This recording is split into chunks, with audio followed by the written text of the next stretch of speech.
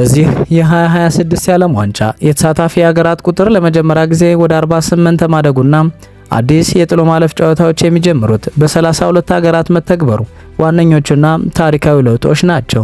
ይህም በታሪክ ትልቁና በርካታ አዳዲስ ህጎችና መረጃዎች እየተመዘገቡበት ሆኗል።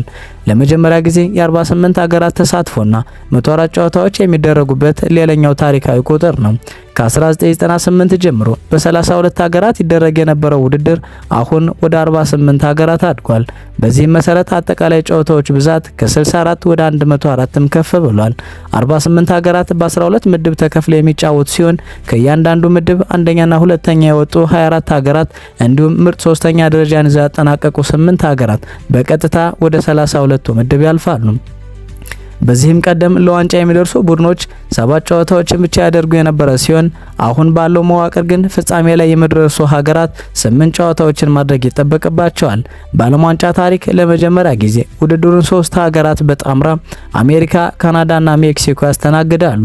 ጨዋታዎቹ በ16 ስቴዲየሞች በአሜሪካ በካናዳና በሜክሲኮ እየተደረጉ ይገኛሉ።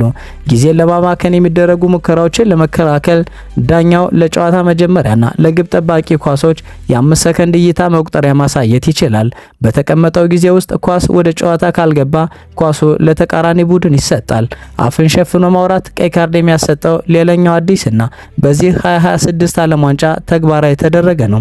ተጫዋቾች ከንፈራቸው እንዳይነበብ አፋቸውን በእጃቸው በክንዳቸው ወይንም በቲሸርታቸው ዳኛ ወይንም ደግሞ ከተቃራኒ ጋር ሲከራከሩ ከተገኘ በቀጥታ ቀይ ካርድ ያመለክታል።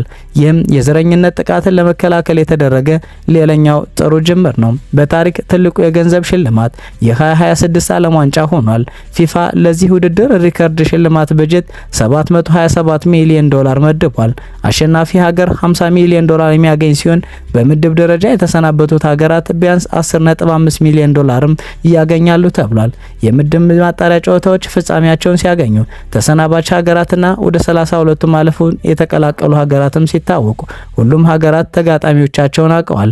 በዚህም መሰረት ፈረንሳይ ከስዊድን፣ አሜሪካ ከቦስኒያ ሄርዞጎቪና፣ ስዊዘርላንድ ከአልጄሪያ፣ ደቡብ አፍሪካ ከካናዳ፣ ኔዘርላንድ ከሞሮኮ፣ ፖርቹጋል ከክሮሺያ፣ ስፔን ከኦስትራሊያ፣ ቤልጂየም ከሴኔጋል፣ ብራዚል ከጃፓን፣ ኮት ዲቫር ከኖርዌይ፣ ሜክሲኮ ከኢኳዶር፣ ጀርመን ከፓራጓይ፣ አርጀንቲና ከኬፕ ቨርዴ፣ አውስትራሊያ ከግብጽ፣ ኮሎምቢያ ከጋና፣ እንግሊዝ ከዲሞክራቲክ ኮንጎ ጋር በ32 ውስጥ በጥሎ ማለፍ የሚያገናኙ ጨዋታዎች ናቸው።